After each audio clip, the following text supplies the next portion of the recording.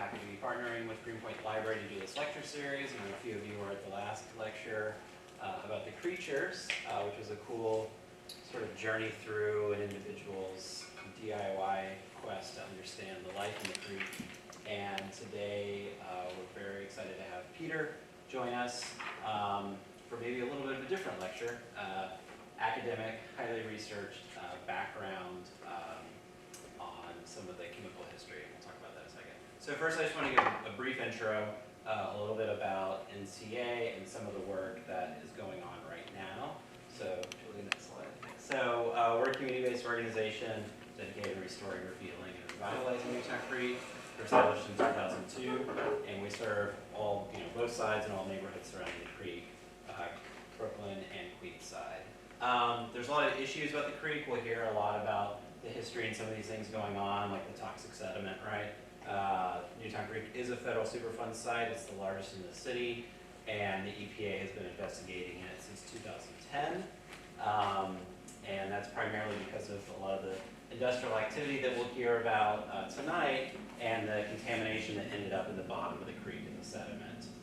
We like to call it black mayonnaise because it sort of describes what it is. And it's accumulated all these toxins from industrial runoff, sewage runoff, etc. Some of the other issues with the creek, aside from that, because that's very major, right, is ecosystem. The creek was once a tidal salt marsh area and was completely eradicated within about 100 years of industrial development here, where a lot of the natural shorelines were replaced with vertical structures to make it ideal for shipping, bringing materials in and out. And unfortunately, even though there's a lot of wildlife, as we saw in the last lecture, that's here in the creek, there's not a lot of habitat, places for them to live. And so that's a big issue. Lack of access, right? Newtown Creek is very hard to get to. The whole creek has about 11 miles of shoreline, but there's very few places where there's been any significant investment in trying to get people reconnected to this body of water, and we feel that lack of access has really contributed to the ongoing, many decades of abuse, pollution, neglect, disinvestment, etc. So we're trying to address that.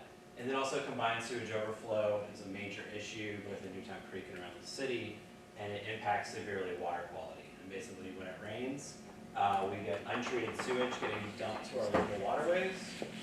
It doesn't take much rain, about a quarter inch of rain on average will trigger combined sewage overflow. In Newtown Creek, we get over 1 billion gallons every year of untreated sewage. So it means it's not usually up to Clean Water Act standards, not safe to go swimming, usually not even safe to sort of dip your hand in there. So that's a big issue as well. But there are opportunities, right? Has anyone been to the Newtown Creek Nature Walk? I know I asked this last time. Great, about half the room. So the Newtown Creek Nature Walk is one of the few public access points. It's a really great spot. It's just about a 20-minute walk from here, near the wastewater treatment plant. You see it has these really kind of cool steps that go down. Invite you to get a little bit closer to the water, and you can see things like rib mussels and shrimps and crabs in the summer and stuff like that. So it's a really unique spot for things like recreation, access to the water, enjoying open space near there, especially as we get these cleanups underway. Education is another big opportunity that we do as an organization, a lot of programming around the creek. We work with a lot of local schools. We're working closely with the library right now on that as well.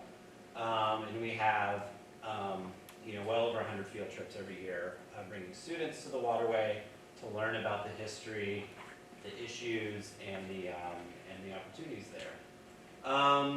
Ecological, right? There's obviously this huge opportunity for restoring a lot of the ecology that was lost, both upland and along the shores.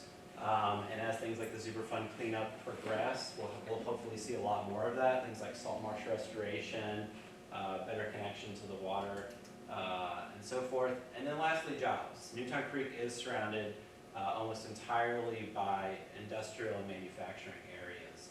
And those are very vital, right? New York City, especially in this neighborhood, we rezoned and changed the designation of a lot of the waterfront zoning, and we still need essential places to have these critical jobs, critical city infrastructure, and they also provide a lot of very well-paying, accessible blue-collar jobs. Also that there's a lot of value in still using the waterway to transport goods, right? every single barge that's there is taking off, about 50 tractor trailers worth of material from the roads. So there is value in using the waterway for transportation as well. So us as an organization, although we're primarily focused on things like protecting human health, ecological health, the cleanup of the waterway, we also want to provide access and ensure that there are good jobs there. And we'll hear a lot about industry today. When we are thinking about industry going forward, we don't want, J.D. Rockefeller moving back in to dump oil in the creek. We want green industry, safe jobs, etc. Okay, next slide. So right now, I mentioned it's a Superfund site. So the EPA is overseeing this big investigation and cleanup of the waterway, except they haven't started the cleanup. And this is the first, right now they have what they're calling an early action, which is focusing on cleaning up one small portion of Newtown Creek. And if we go to the next slide. This area is known as the East Branch tributary of the creek. And so this is not in Greenpoint, this is further back. This is for those that might know, this is the Grand Street Bridge that goes back. So you can see the map up there. It's basically between Bushwick and Ridgewood, Maspeth border. Is anyone familiar with what I'm talking about? Grand Street Bridge? Sweet. Maybe you've ridden a bike over it. It's really not fun to ride a bike over. But this little tributary is called East Branch, and this is like the first area that the EPA is looking at. And what they're trying to figure out is what to do with all that toxic black mayonnaise right at the bottom of the waterway. And so this is like a plan. It's a little bit of a concept of a plan to do dredging in certain areas to remove some of that sediment, and then do a lot of capping where you're basically putting multiple feet of materials on top so that any of those toxins that are down below, and as I mentioned, some of that stuff goes down really far deep, like 10, 15 feet of these toxins, that hopefully the cap will keep that stuff underground and prevent exposure to humans, like if you're out there like fishing or whatnot, and to wildlife as well. So this process right now, they have a comment period that's open until October 28th. And Newtown Creek Alliance, along with a lot of other community members, were part of the CAG, the Community Advisory Group, and we're working very hard to go through this plan.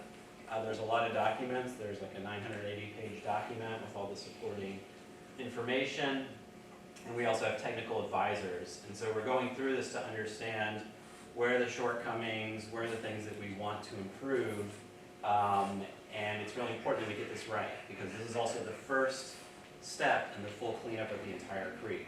So we want to make sure that it's really done well, that it's addressing existing pollution, and that also it doesn't allow for recontamination, right? Some of this stuff, these chemicals can move around in the sediment.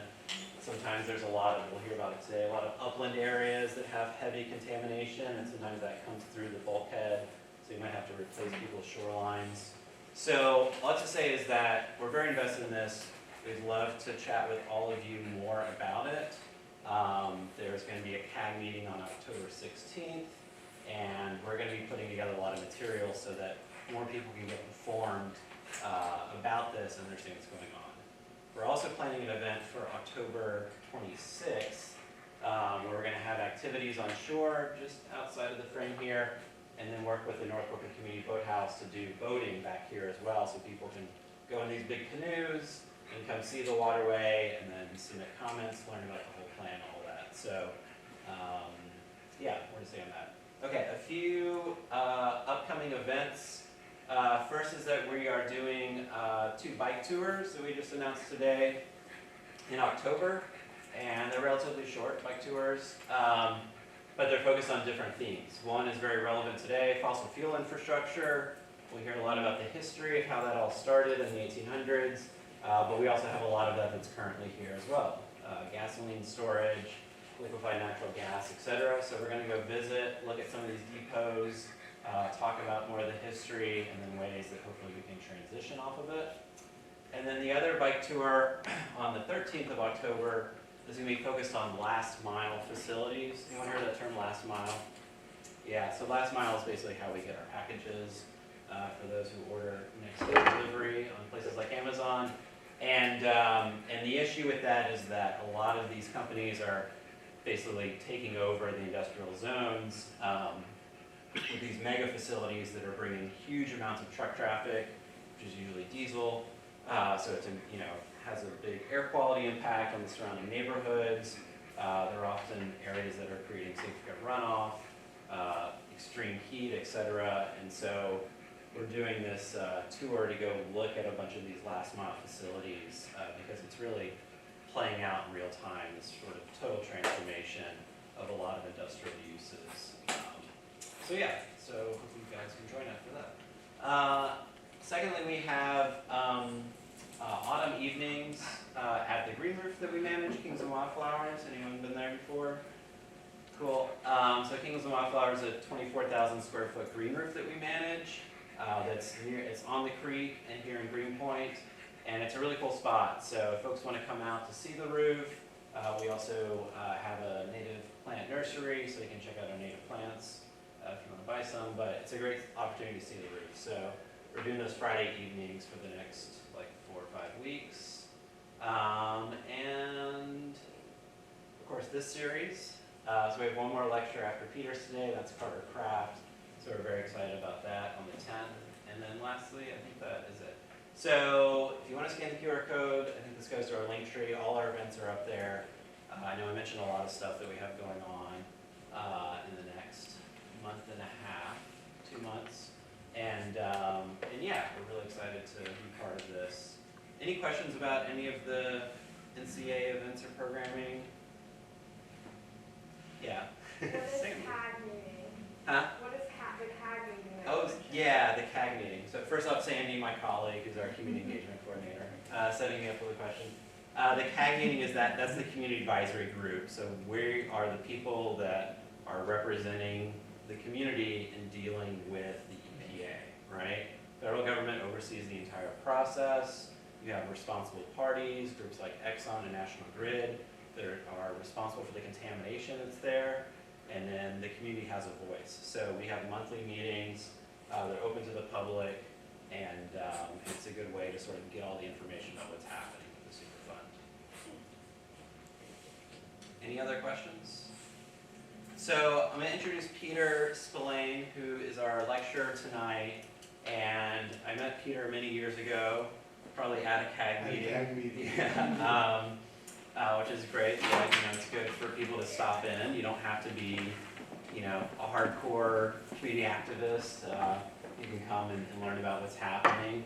And Peter teaches at City Tech CUNY School and is in the chemistry department, and has been really helpful for folks like us on the CAG to understand some of the complexities both around the chemicals that are there in the creek. And when I talk about the Superfund, right, the EPA has surveyed for thousands of different kinds of chemicals, and there's some very prominent ones, and these are very carcinogenic materials that do not break down easily. They've been in the creek for a very, very long period of time, and it can be kind of technical and hard to understand maybe how they got there, what their impacts are, etc. So it's been great getting to know Peter over the past however many years in this process, and very excited for his lecture tonight to hear more about the history, specifically around Newtown Creek. So thank you, Peter. Thank you. Thank you very much. I'm happy to use this, and I'm a professor in CUNY, and I kind of love it when people ask questions. I mean, it means my students might be listening to me for one thing, so it's an encouraging thing. So you are most welcome if there's anything I might make clearer, please let me know. And if you can't hear me, please let me know that too. So let me explain that my interest in Newtown Creek began one time. I was in what was then called the Brooklyn Historical Society, which is downtown. Now it's called the Brooklyn Center for Brooklyn History. Yeah, and I saw a copy of a period map. It was just a copy of a map made by the Brooklyn's Department of Health, I think, Brooklyn was its own city when this was published, 1898 or 18, something like that, kind of late in the 19th century. And it was naming all the hazards along Newtown Creek. What amazed me in looking at this map was that, that it was hand-drawn, and it was really kind of earnest about where the pollution is in Newtown Creek and what are the industries there. It was really about the locations of industries, but the idea was about health. People were paying attention to the language that they use is pretty good, like the sordid air, the noxious fumes of Newtown Creek a century ago. So it's, the issue is not new. Anyway, but what fascinated me, besides that stuff, the community interest, but also the locations are, I used to work in the chemicals industry. So I worked for a Dutch company that had a lab in New York. I was working in the Netherlands and Germany, and but mostly here. So I have an idea about production, about industry, and how things are made. So the real deal was that I could recognize early versions of modern day big companies. And I thought, this is amazing that in this Newtown Creek, in the center of New York, this gigantic chemicals industry started here. A number of them. So I started wondering why. By the way, one thing I think about Newtown Creek and every body of water is, we're New Yorkers. We're surrounded by water. We're a city of islands. The Bronx is the only part of the city that's on the mainland. So we really are always near water. I was born in Manhattan, but I grew up in Queens, and water was dirtier then. We used to go swimming in Little Neck Bay all the time. We should have access to it. I mean, we're like fish, we should have access to it. Anyway, so I thought, why was this going on there? Why would these industries be there? And I guess this is a first. Well, here it is, and mostly these are pictures. Mostly it's not words like this. But this is kind of a sequence, a rough sequence of the industrialization of Newtown Creek. And the first had to do with dead horses and glue. Peter Cooper is the person who founded Cooper Union, a remarkable guy, just remarkable in lots and lots of ways, and very generous. His first job was he bought a glue factory in Manhattan, in Kips Bay, Manhattan. He figured, I don't really know anything about this. He wrote, he dictated, he didn't write, but he dictated his biography, his autobiography, to someone who wrote it down. He said, I just thought I can do it. If other people can do it, I can do it. He had kind of an attitude like that. But even in, I think this is about 1850, or maybe 1840, the city was gentrifying, or something like that. And having dead horses, glue is made from the hides and hooves of horses and cattle. Dead horses became a problem, and an industry based on it. So he looked for a place where he could build a new glue factory. And so that's where it starts. And it's a small step to making sulfuric acid. I'll try to explain that, the smallness of the step. There's this thing called artificial manures. That was the term for fertilizer for a long time. what it has to do is extracting phosphate from bones. And phosphate, this was a 19th century thing, about what we need for our nutrition. Or we need things that we cannot get without seeking them out. NPK, nitrogen, phosphates, and potassium. Those are the chemical letters for the elements. Superphosphate, it was discovered, phosphate could be liberated from bones by dropping the bones in acid. This was discovered in the 19th century. The phosphate extracted from bones was called artificial manure. You spread that, anyway, I think I have a quote from, period quote on that.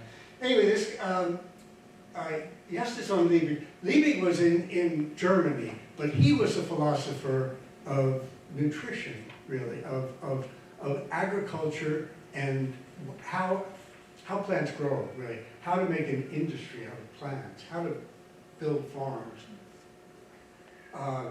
He's quite remarkable, really. Abraham Gesner. This is a.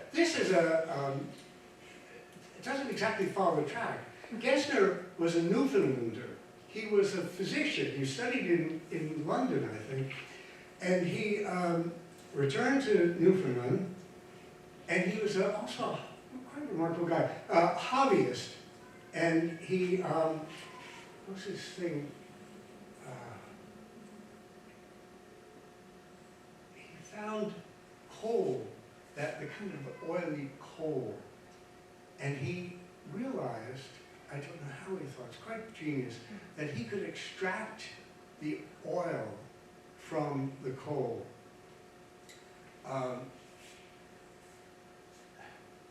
He named it kerosene.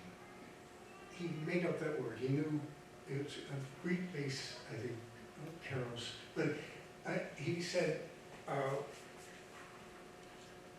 this is a great lamp oil.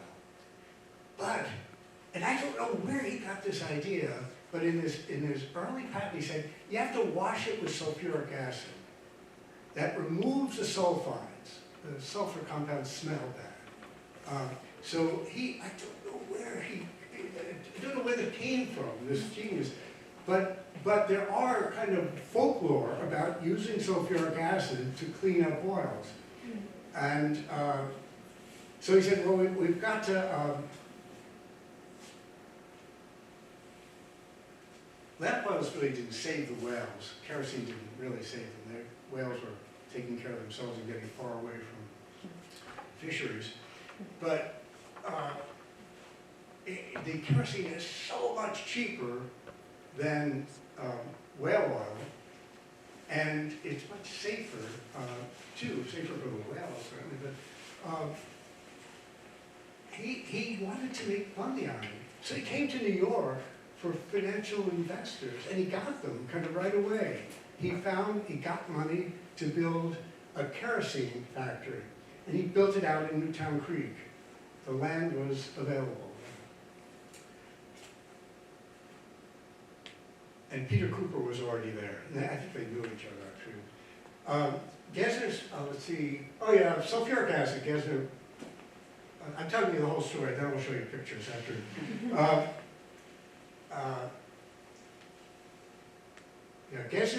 Gesner built the first kerosene factory. And when petroleum was struck in western Pennsylvania in 1859, in a sense, whale oil, kerosene, already established a market. You know, there were no automobiles, there was no need for petroleum for fuel, for gasoline, but petroleum for lamp oil, that was the thing. So that was, Gesner came to New York, built a factory on Newtown Creek, near a source of sulfuric acid, and let's see. And then Pennsylvania Rock Oil, the extraction of crude oil in western Pennsylvania. That's a company that was founded in New York City, across the river here. with the idea that we'll get petroleum. They came to New York too. Anyway, the rest, Pratt, these improvements in how to clean up, how to make good lamp oil. Charles Pratt and Henry Rogers, they're quite genius. Pratt is the guy who started Pratt Institute at the end of his life. He made a bunch of money because his company was purchased by Standard Oil, which had also come into New York Harbor.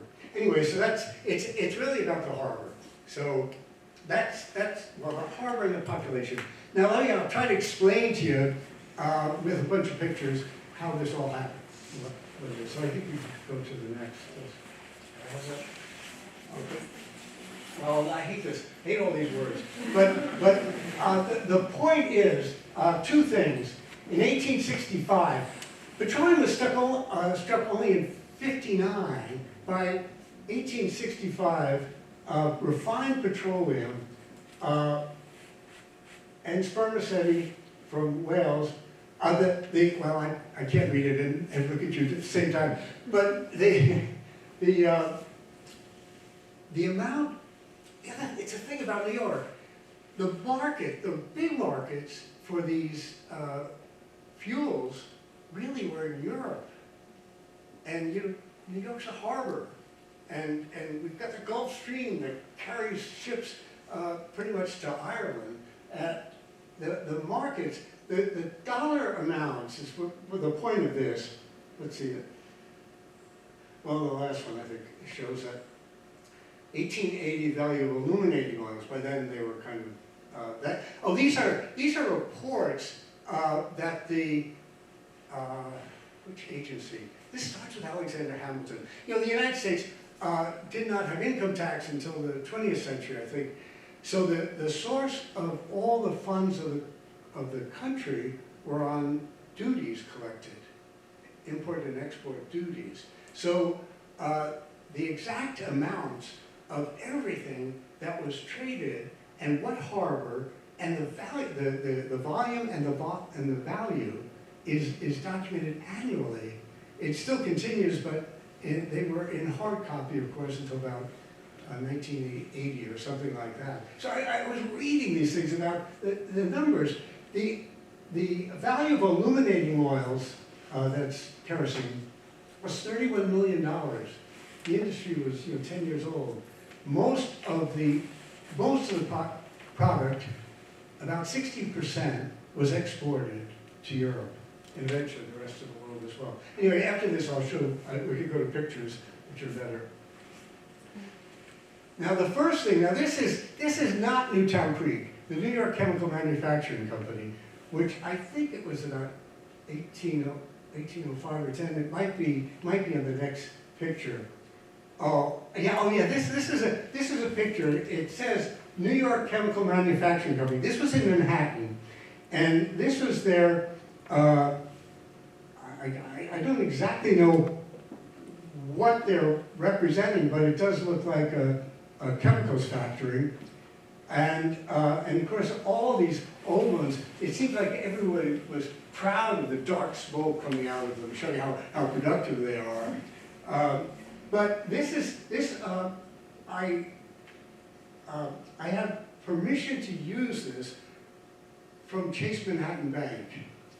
And I found the image on Chase's website, the bank's, J.P. Morgan Chase. This chemical manufacturing company was found. I think I have may I see the next slide? Oh yeah, here it is. This is the records of incorporation. I was looking for this, and I found it there's the original copy across the street from me in downtown Brooklyn in the Circus Court. They've got a great library there, and they had this from like 18, period thing. Those are cell phone pictures. But anyway, so they set up this corporation. They said the corporation will be in business for 20 years, and I think it said in the last section of it, they said we are not, we're not going to lend money. You know, it's not obvious thing to modern day, but I guess the whole thing of liquidity and money was a bigger issue than it is now. So to have liquid asset, they said, we're not going to become a bank, we're not going to become a bank. Well, the next year, 1824, they said, well, we could lend out up to about 20% of our value. And so what happened was eventually their original charter ended, and they said, well, they were doing very well as a chemicals business, mostly household chemical sort of things that people fix a house with or take as medicine. They realized they were making more money as a bank. So it became eventually, what was it called? Manufacturers Hanover something. It was a trust, yeah. And then that merged, I think, with Chase. With Chemical, that's right, it was Chemical Bank. Yes, that's right. And then it became part of Chase Manhattan Bank. So Chase Manhattan, and I said, could I use that image? And they said, oh yeah, you can do it, just don't say anything bad about it. So I'm not saying, but they were really kind. So at the end of it, they said, yeah, well, we're going to become a bank. And that's how this happened. So, but this was the first chemicals manufacturer in New York City. Philadelphia was much ahead of Manhattan, I think, until export really became very important. So I guess we could go next and see what. Oh yeah, so so we'll let petroleum stand alone for a bit. This is what Peter Cooper did.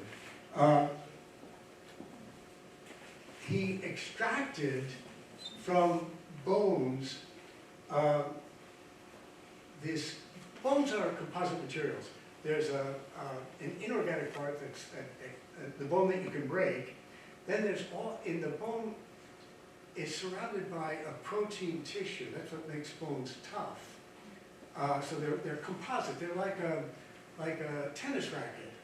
There's a continuous phase in the whatever the polymer is, and they're little I forgot what they are. They're glass or something. I think they're glass, but high aspect ratio solid materials. So anyway, our bones are like that. And Cooper would take the bones, extract them, and he'd make glue stock is what it's called. It's like chicken stock. You put bones in and you extract the proteins and stuff from the bones. And there's no records of his money. He did it. He kept it all in his head, so we don't exactly know what he did. But he hired. Well, let me see. Go to the next. It'll help me understand.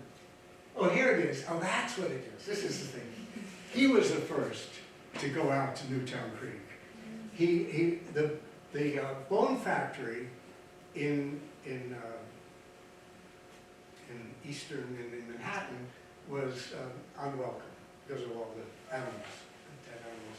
So he went far out to the end of Newtown Creek and built a modern factory there. And so I think there might be an image. In 1840, yeah. So he went out. This was his biography. This is an 1852 map. This is from the New York Public Library.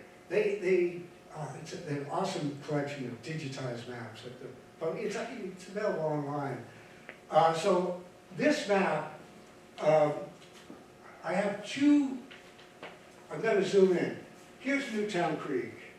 There's a bit of a red line attached to it. And this is, what's the date of it? 1852. It's rather modern. But let's zoom in a bit, if you can. Oh, that is. I mean, just go to the next slide. Is what I mean. So here is Newtown Creek. I think you might recognize it. By the way, that's really what the water was like. What is it? What do you call it? The far end, the zigzag.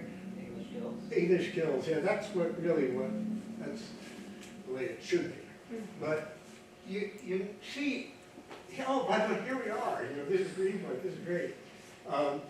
But the Kingslands were two brothers, Ambrose and somebody, Kingsland, who had some whaling ships.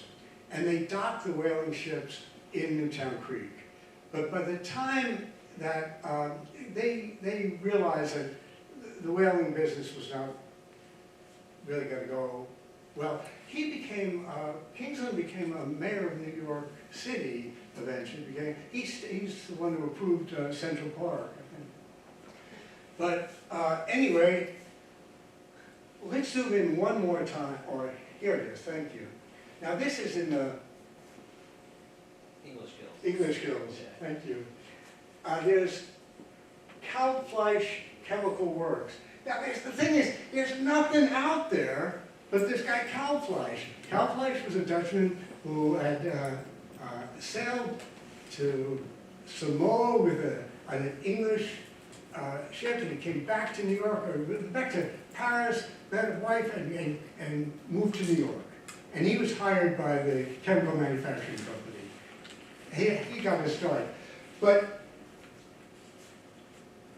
I thought, why? There's just nothing out there, according to this map. Why would there be a chemical works at the far end of Newtown Creek? The thing, I think the answer is, but this is guessing, is that Peter Cooper and Peter has another brother who they own most of this land out there, and it was for the glue factory. I think it was, I was thinking of, why did all these industries come here? I think this was it. The first was, Cooper went out there because having dead horses is a problem for the neighbors sometimes. So he moved down. So Kalbfleisch, I think, followed him out to say, you're going to need acid. He was right. You're going to need acid, and I make acid. So as far as I can tell, that's the first industry that's built there. And it might be, his presence might have encouraged the petroleum companies to move out there. Let's see what's next.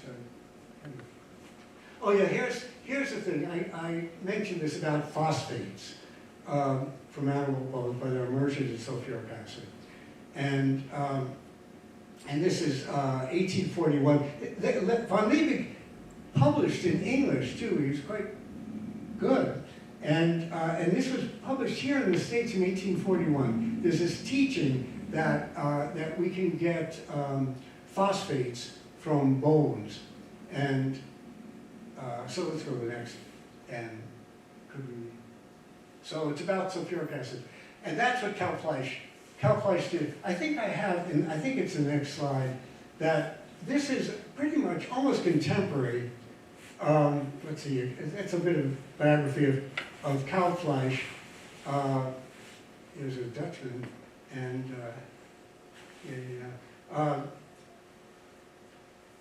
his chemical works. This is. Look at the volume of this stuff. This is in 1868. This history is being written. Among the noticeable objects that attract attention to visitors are platinum, I think he means platinum stills, imported from France, and it costs about $15,000 each. Sulfuric acid, they have a capacity for producing 300,000 pounds weekly. I mean, this is, I mean, that was, I kept wondering, who's buying it? You know, where's it going? And I don't exactly know the answer to that, but they came, once he built it, they came. So, let's see what the next is. I think, yeah, here it is. Gesner. Gesner is the person who made kerosene. When he got money in New York, got backers in New York, he built out there. I think in the next, so let's see. Yeah, this is from, Gesner has a couple of US patents, and it's 1854 patent, after the liquid is obtained by dry distillation, which is boiling it and condensing it again, in a closed retort, it needed to be chemically treated to remove undesirable impurities, 5 to 10% volume of sulfuric acid. So he's saying this is how you clean up oil too. So let's see what the next, oh yeah, now you can't read this, neither can I.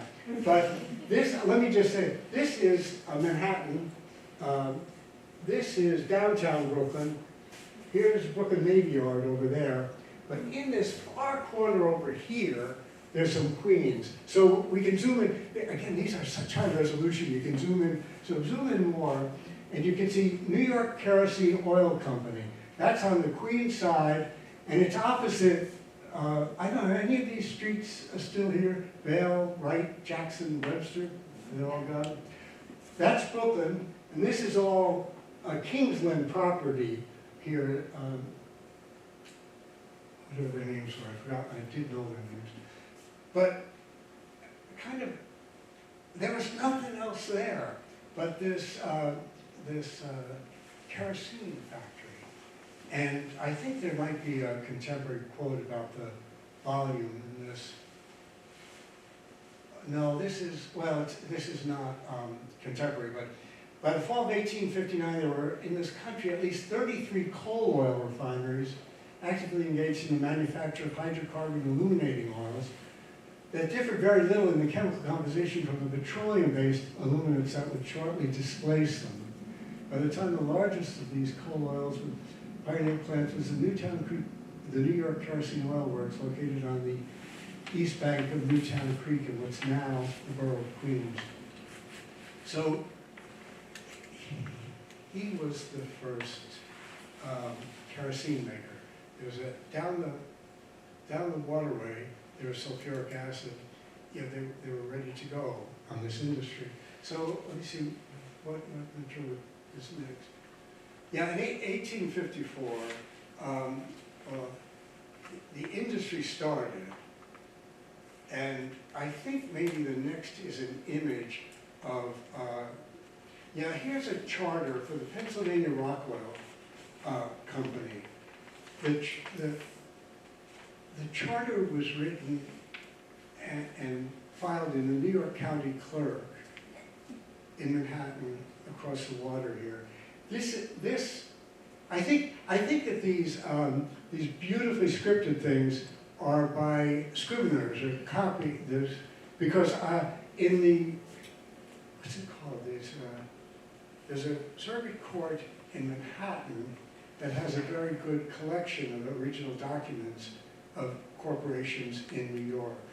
And I found these, but you know, I was opening, they're original, they were kind of crumbling in my hand as I was opening these things.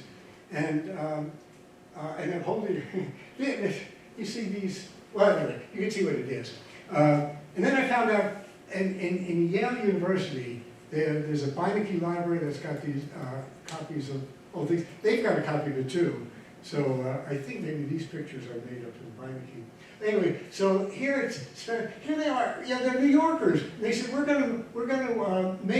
gonna capture value. We're gonna send a venture to Western Pennsylvania to get that petroleum in that had been not yet struck exactly, but there was a beginning of collections of you know, the tar, the availability of tars and getting oil from tars. So let's see the next.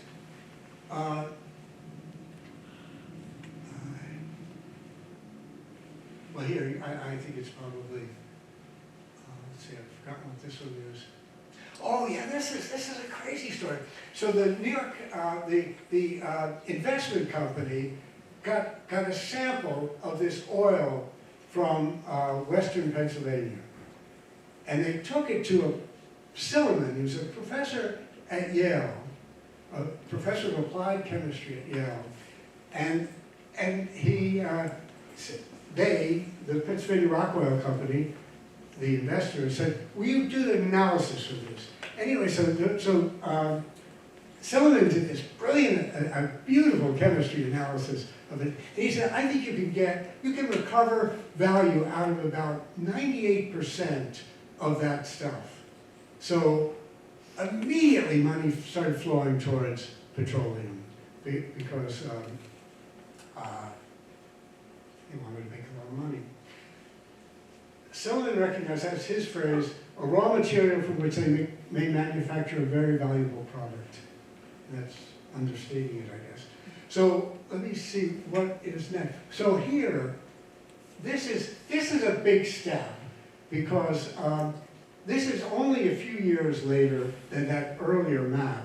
And here are the streets. I noticed Wright, Jackson. This is on the site that the original kerosene factory, refinery was built. It was Charles Pratt is a funny character in this because he really had no particular interest, I think, in petroleum or kerosene. And my guess is, what he realized is he could market it. He used to work for a paint company. Paint companies would make their own cans. Pratt's patents that relate to this are on can design. I don't know, I don't think I have a picture. They're kind of wonderful pictures of their claim, Pratt's claim, that the kerosene will not explode. You know, that's a good thing in something you put on a lamp in the kitchen table.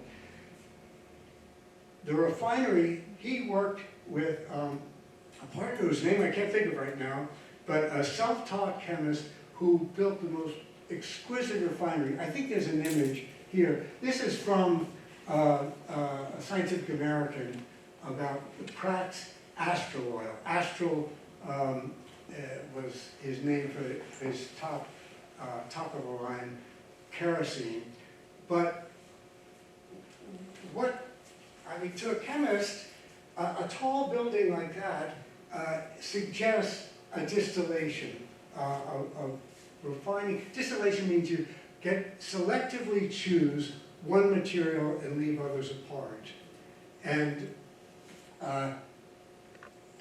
the kerosene that was made at Pratt was so good and so well refined that it did not explode. And this is just an image, again, kind of period image about the design of the factory.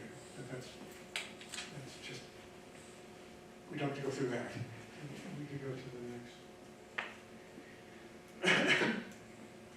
Now there's another strand of chemistry that came into town, sort of about this time. Charles Nichols was born in Brooklyn and studied at what was then called the University of New York. Now that same building, it's now called New York University. There was a trouble because there's a City University of New York and they sorted out names a long time ago. Nichols built a really good sulfuric acid refinery, even better than the competition down the street. Now this is, do you recognize where this is? The site, how do you describe it? It's on the Queens side, just before the... Kosciuszko Bridge. Yeah. Yeah, it's like Mascot, Right. Coral Hill. Yeah, that's exactly right. So that was, well, let me show you I think the next step. So this is quite a going concern. It's I think probably even then a generous view of the nature around it. But now this, I do this stuff for a living. So let me explain. You can do this. Sulfur and oxygen form sulfur dioxide. That's copper iron sulfide.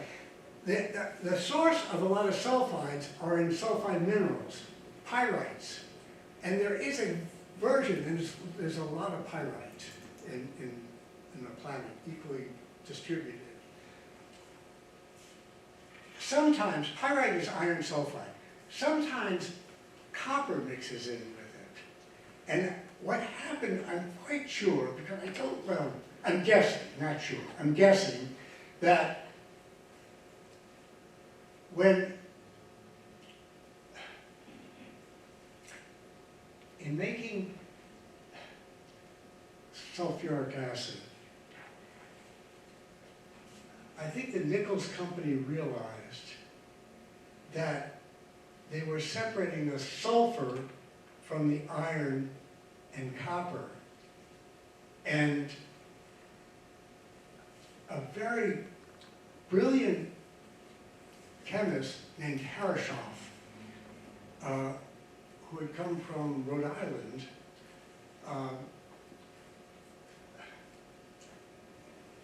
worked out a way. So anyway, this is making sulfuric acid. You make oxides, you can break down that stuff to oxides of copper, iron, or sulfur. The sulfur can be oxidized higher to sulfur trioxide, really nasty stuff. But if sulfur trioxide is added to water, you get sulfuric acid, H2SO4, sulfuric acid, which is the stuff produced in the largest quantity by a lot over anything else in the universe. Sulfuric acid is the biggest product in the universe, in every industrial society. And that's a lot. So anyway, we can go to the next. This is just, that's chemistry. This is about how the Nichols company, which was making sulfuric acid, became a copper company and took a great interest in metals. I apologize for all these words, but these are like several steps of refining copper. And what Nichols, Harashoff, working for Nichols, they became partners. Harashoff has about 20 patents on these. He's really genius as an invention. But he worked out a way of making copper that is refined higher than 98% pure. The purity, the higher, the lack of foreign materials makes the copper much better at conducting electricity. So I think Harashoff, I don't know if there's a, oh yeah, I have this phrase. Harashoff invented a way of making high purity copper. I think I have really high purity copper. I think I have the quantities. Let's see the next, if it's on that. Yeah, look at number 2. Harashoff, well, both of them. He licensed, the corporation licensed to furnaces all over the country, all over the world probably, and the refinery at Newtown Creek, I even can't believe this, but I promise you, I read it in, I can't remember what reliable source, 1/4 of the entire world's output was made in Newtown Creek. That's of the high purity copper, the best copper. So it was really good chemistry that he did there, that the company did. So I don't know. I don't know exactly what's next. So let's just take a look. Oh yeah, this is. Yeah, I'm sorry, I can't help it.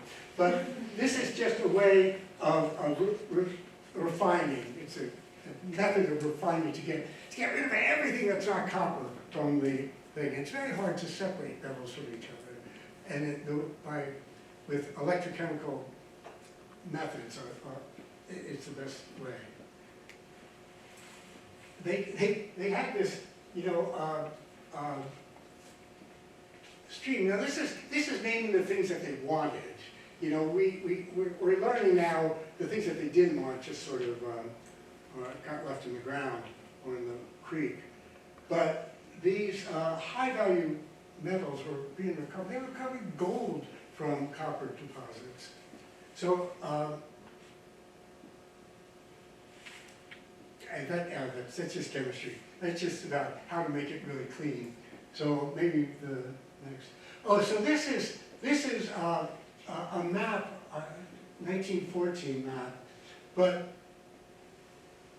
I was wondering, because they have up in the big kind of purple-colored. The whole thing is Nichols Copper Company, Laurel Hill Works. All of those are tanks of where the copper is being refined. So it's dissolved and then it's precipitated again, and in each cycle of precipitation, it gets more selective. So I wonder where are they getting all that electricity? And then I looked up in the corner, you can't read it here, but they were generating their own electricity. Of course, there was no other source of electricity. So they built, they burned fuel to make electricity there. I can't believe it, but I'm tempted to, I want to believe, like a fourth of the world's product coming out of Newtown Creek. But this is a deal that the stuff, the minerals, are not pure, and they were just clearly refining means getting rid of the dreck, and we're now finding out where it is. That's what the Superfund process is doing. So, but still, as for industry, it's awesome. What's next? Can we? Okay, yeah, this is just to sort of close. You've been patient with the chemistry lecture. Sorry about that. But this is the New York State Department of Information Technology and Transfer. They digitize these images there's a flyover of the city in 1824. That was pretty cool. Like Charles Lindbergh or something flying over the city. But even there, you can see these belching smoke from the factories. Now there's a newer one, kind of the same image in 2010. This is, it sure looks cleaner, but it just might be a cleaner picture. Anyway, I think that's my story. Yeah, this is a picture by my colleague Robin Michaels. I gotta say, to Willis's point, I find it kind of a wonderful place to be. And the nature walk is awesome. And I do put my feet, there's a little beach at the nature walk too. And I put my feet, I swam in Newtown, swam in water in Queens when I was a boy. Immunized, I think. Anyway, thank you very much. Thank you.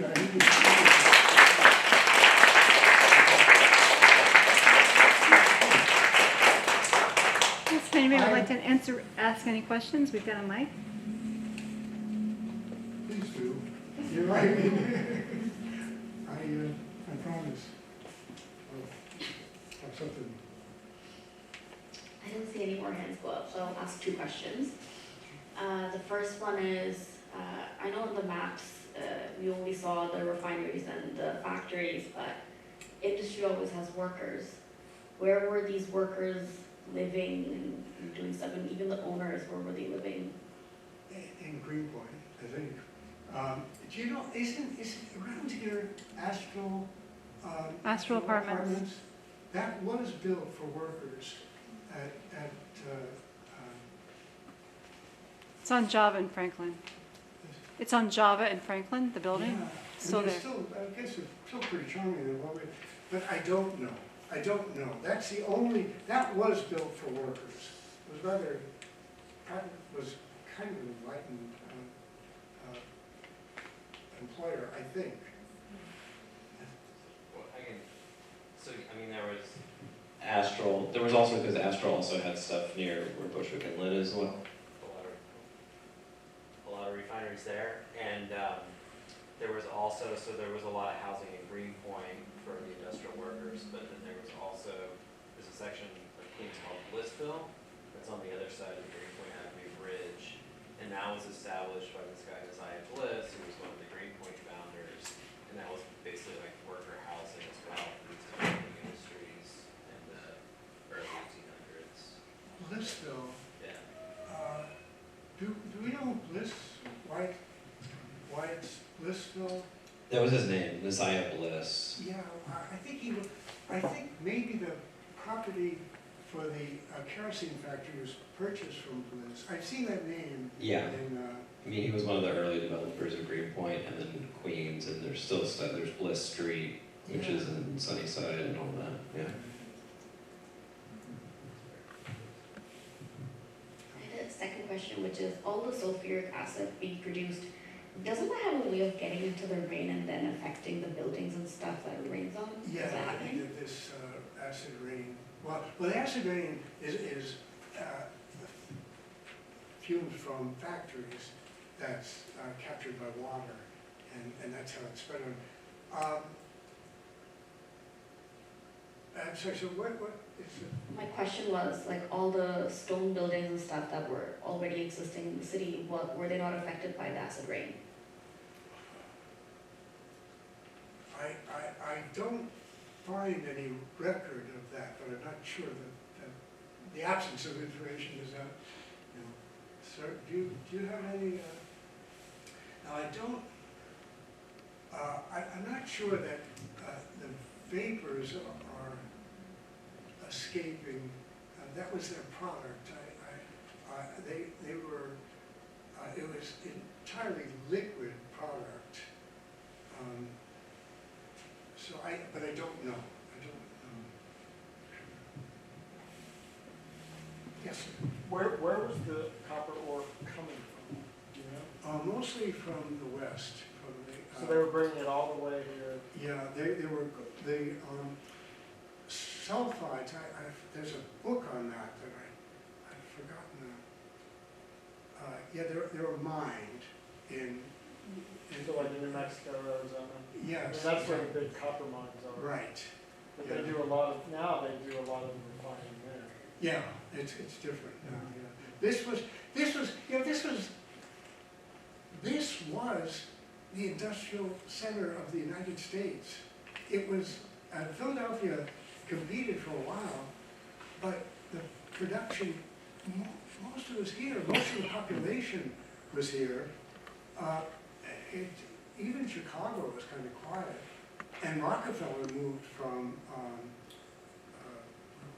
in western New York, Ohio, yeah, and they moved. And that's what I think. I realized the Rockefellers, John Rockefeller and his brother William, immediately they formed that corporation in, I think, 1850. I forget the. But immediately, William was sent to New York, and I'm quite sure he had this stealth program of buying every property. The first, I think, had a great presence in their eyes. I mean, again, because of the export. I think the value of export was huge, and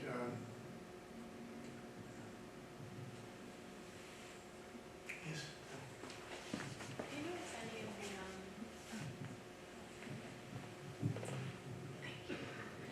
Do you know if any of the sulfuric acid that was being produced in this area was used in industries like to make rayon or in the synthetic dyes? I don't know that. One description, and again, it's a broad statement, that the thing that sulfuric, everything relies upon sulfuric acid, every manufactured material. So yes, I'm certain of that, but I didn't know any about the specific production here. The reason sulfuric acid is made in such quantities, everything else relies, every other chemical material relies on it. Was this one of the main places where they were manufacturing that to begin with, just in this area? Oh yeah, absolutely, absolutely. That was especially Nichols Chemical Company, their main product was sulfuric acid. And they spun off Nichols copper as just a very profitable side stream. Yeah, it was here. I think, again, Philadelphia and Baltimore, but I think the 80 or 90% was here in New York City. Again, and for some reason, not Boston. I mean, I don't know why not New England. New York was that important. I got reading about cotton. Why? In fact, the Cotton Exchange is still in New York, I think. I think because of money, and I think money, cotton growers would borrow money and reap their profit at the end of the season. They needed to borrow money to grow cotton. And the markets, again, were mostly in Europe. The population was in Europe. And oddly, cotton would come from, not all of it, but like 80% would come up to New York. I think it was sent to New England to be woven, because there was more value in a woven cotton, and sent to Europe for dyeing or for sale. It's kind of remarkable.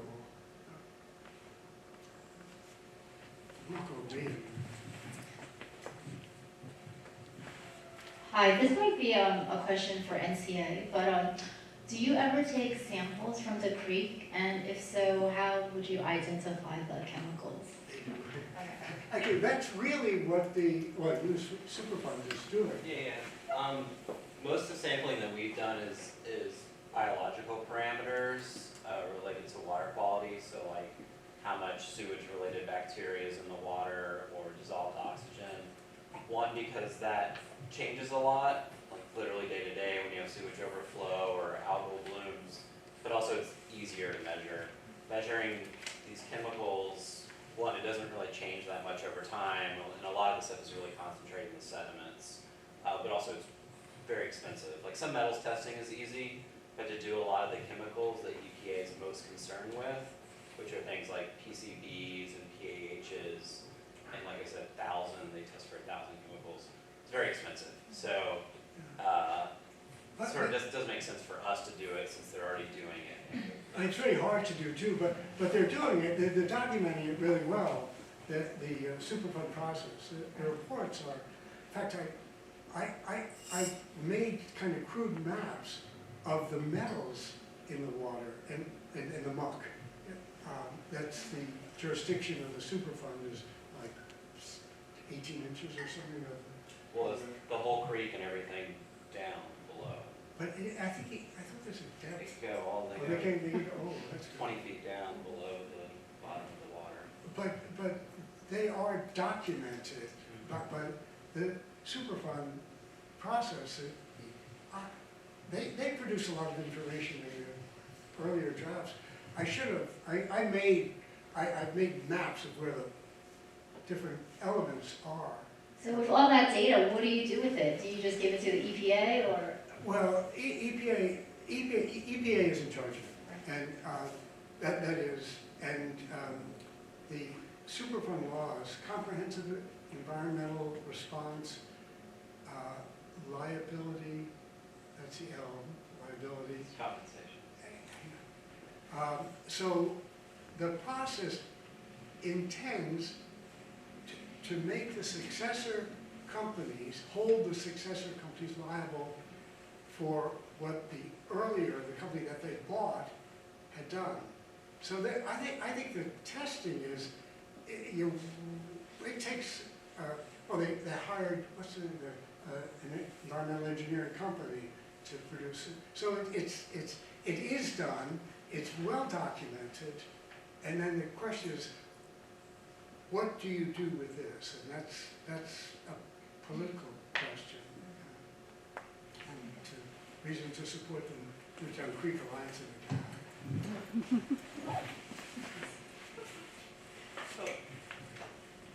the Thank you so much for your presentation. That was wonderful. I'm curious, in the context of the creek cleanup, is one particular phase of the sort of production history, glue, kerosene, petroleum, attributed as being like particularly poisonous for the ecosystem?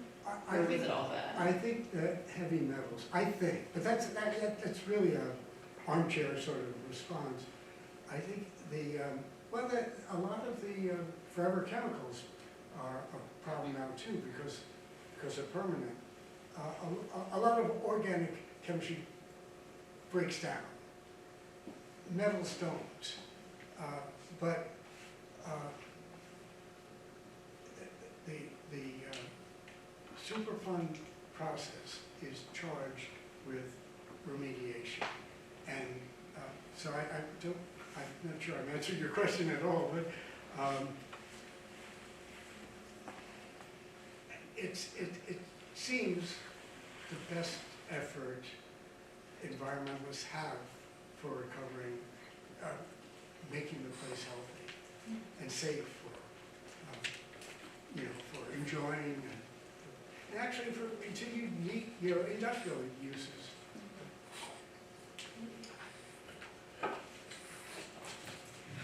Yes, thank you so much for your presentation. I'm curious, I think Cooper was the glue guy who came, so I'm curious about what was happening in that area before he got here. I think you said he was one of the first to come and have his factory, so was there any, was anyone living on the creek, or how were the people at that time engaging with the creek, if at all? I don't know. I've seen some early report about pleasure. People from New York would come over and go fishing in Newtown Creek, and there is some record of that. I think that in the industrial period, once it started going, it was 24/7. I think it was just workers and involvement is mostly complaining about the noxious fumes of the production. The answer to noxious fumes, I can remember one who said, well, we built a taller stack, which spreads the exhaust over a bigger area, I suppose. And it was the ambition to hold parties responsible for polluting the areas is pretty old. It started way before Superfund, and they're called smelling committees.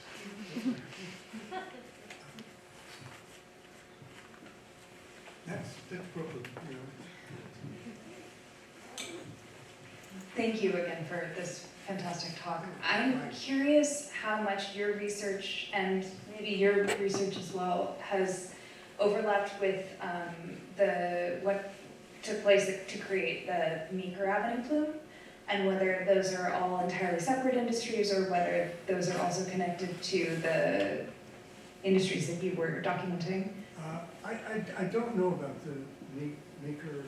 Yeah, it's a newer Superfund site also in our neighborhood. Yeah, you just told me about it. Sure. It's so Meeker Avenue plume, right, is in Greenpoint, and it's primarily from dry cleaning and metal solvents. So it's modern. It's much more recent. So I'm not sure when the earliest, probably 1950s, 1960s is probably when it was started. So it's definitely like a different era of industrial activity from the 1800s. But yeah, it's a serious thing. And there's also a community advisory group for the Meeker Avenue plume. So I definitely recommend if anyone lives in Eastern Greenpoint or is interested. I don't know what that is. I gotta find out what Yeah, the chemicals over there. It's only a couple blocks away. Yeah, that's true. We have information on the table over here for the Meeker really? Avenue, I didn't know. the CAG over here at the table. I did not know that before Yeah. I came into this room. Oh, great. But I'm happy. I'm not in a hurry to go anywhere, but you might be. Thank you very much for coming. I had a good time.